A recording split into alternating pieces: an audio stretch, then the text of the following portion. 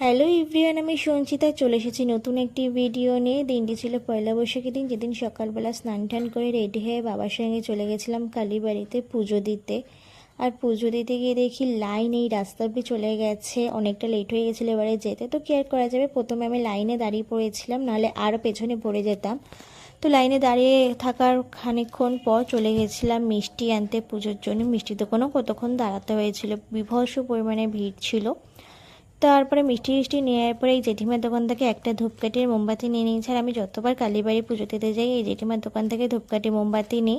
জেঠিমার ব্যাপারটা খুবই ভালো। আর এদিকে লাইন অনেকটা এগিয়েছে, কিন্তু তাও এখন অনেক দেরি। আর এবছর আমি একটু দেরি করেই গিয়েছি। আমরা প্রত্যেক বছর 5টা সাড়ে 5টার মধ্যেই যাই। আর এবার যেহেতু মা যায়নি, আমি একাই গেছি, সেই জন্য একটু লেট করে গেছিলাম। তো দেখো আস্তে আস্তে মন্দিরের ভেতরের দিকে যাচ্ছিলাম। আর তখন দেখো কত লোকের পুজো দেওয়া হয়ে গেছে। এরা যারা বাইরে রয়েছে দেখতে পাচ্ছ, তাদের অনেকের সবারই পুজো দেওয়া হয়ে গেছে। তো এদিকে সাংবাদিকও এসেছিলো, দেখো এই সাংবাদিক আমার সাথেও কথা বলেছে। তারপরে তো এত গরম পড়েছিল সেদিনকে, কি বলবো।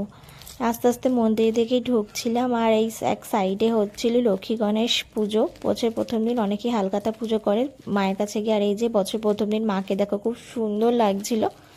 তারপর পুজো টুজো দেওয়ার পরে চলে গেছিলাম একটা ফুলের দোকানে, যেখান থেকে পুজোর জন্য ফুল আর মালা নিয়েছিলাম। বাড়িতে গিয়ে পুজো দিতে হবে যেহেতু। তারপর ফলের দোকানে গিয়ে কিছু ফল কিনে নিয়ে গেছিলাম মিষ্টির দোকানে বাড়ির পুজোর জন্য মিষ্টি নিতে। তো সব কিছু নেওয়ার পরে বাড়ির দিকেই যাচ্ছিলাম। তো ভাবলাম যাই একটু জমিদার বাড়িতে ঘুরেই যাই, খোলামেলা থাকে কোনো মানে প্রত্যেক বছর যাই, অন্য সময় তো খোলা থাকে না। তো গেছিলাম একা একা, কী আর করবো, চারিদিকে একটু ঘুরে দেখছিলাম, একটু ভিডিও করেছি, বেশ কিছু ফটো তুলেছি একাই। আর চারিদিকে দেখো সবাই ফটো তুলছিল, আমি একা গেছিলাম সেজন্য কোনো রকম ফটো তুলতে পারিনি ভালোভাবে। তারপরে এখানে একটু প্রোগ্রাম হচ্ছিলো, সেটাই খানিকক্ষণ দাঁড়িয়ে দেখছিলাম। মেয়েটা খুব সুন্দর নাচ করছিল। তো নাচটা পুরোপুরি কমপ্লিট হওয়ার পরে টোটো ধরে বাড়িতে চলে এসেছিলাম। বাড়িতে এসে প্রথমে গেছিলাম আমাদের বাড়িতে, কারণ ছোটো মা পুজোর জন্য ফুল আর মালা আনতে দিয়েছিলো। তো ছোটো মাকে সেইগুলো দিয়ে আবার এই বাড়িতে মানে শ্বশুর বাড়িতে চলে এসেছিলাম, কারণ বাড়ির পুজোটাও দিতে তো বছরের প্রথম দিন। আর যেহেতু আমি বাপের বাড়িতে ছিলাম, বাপের বাড়ির পুজো ছোটো মা দিয়েছিলো।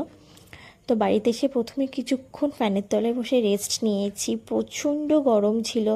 তারপর মার সাথে কিছু কথাবার্তা বলে পুজোর সব কিছু গুছিয়ে পুজো দিতে বসেছিলাম।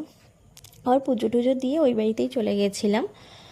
আর পুজোর দিতেই আমি জাস্ট এই বাড়িতে এসেছিলাম, কারণ বছরের প্রথম দিন পুজোটা না দিলে হয় না, আর আমিই পুজো দিই যেহেতু। তো দেখো বলতে বলতে ঠাকুর ঘরে ঢুকে গেছি, ঠাকুর ঘরে সব কিছু গুছিয়ে গেছি, পুজো টুজো দিয়ে পুজো কমপ্লিট করে প্রসাদ টসাদ তুলে আমি আবার ওই বাড়িতে চলে গেছিলাম। তারপর সেরকম কোনো ভিডিও করা হয়নি, খেয়ে দিয়ে ঘুমিয়ে পড়েছিলাম, যেহেতু সকাল সকাল উঠেছিলাম, প্রচণ্ড ঘুম পেয়েছিল। তারপর একেবারে আবার সন্ধ্যায় রেডি হয়েছিলাম, সন্ধ্যায় গেছিলাম মেলায়, হঠাৎ করেই প্ল্যান হয়েছিল বিকেলবেলা। তো সেই মতো রেডি রেডি হয়ে মেলায় গেছিলাম আমি, প্রসেন, মিমি, সঞ্জু, পুকলু, ওই 5জন। মেলায় প্রথম দিন তো প্রচণ্ড ভিড় হয়েছিল, বেশ কিছুটা ভিডিও করেছি ভেতরে গিয়ে, ভিডিও অনেক সব কিছুই করেছি, কিন্তু জানি না সেগুলো কেন সেভ হয়নি বা কিছু। তো দেখো কি পরিমাণে লোক গেছে। যেইটুখানি ভিডিও করতে পেরেছি মেলার ভেতরে গিয়ে সেইটুখানি তোমাদেরকে শেয়ার করছি, আশা করি এটাই তোমাদের ভালো লাগবে। ভালো লাগলে অবশ্যই লাইক কমেন্ট শেয়ার করে দিই। নতুন ভিডিও এসে খুব তাড়াতাড়ি, ততক্ষণ সুস্থ থেকো, সাবধানে থেকো, ভালো থেকো, টাটা।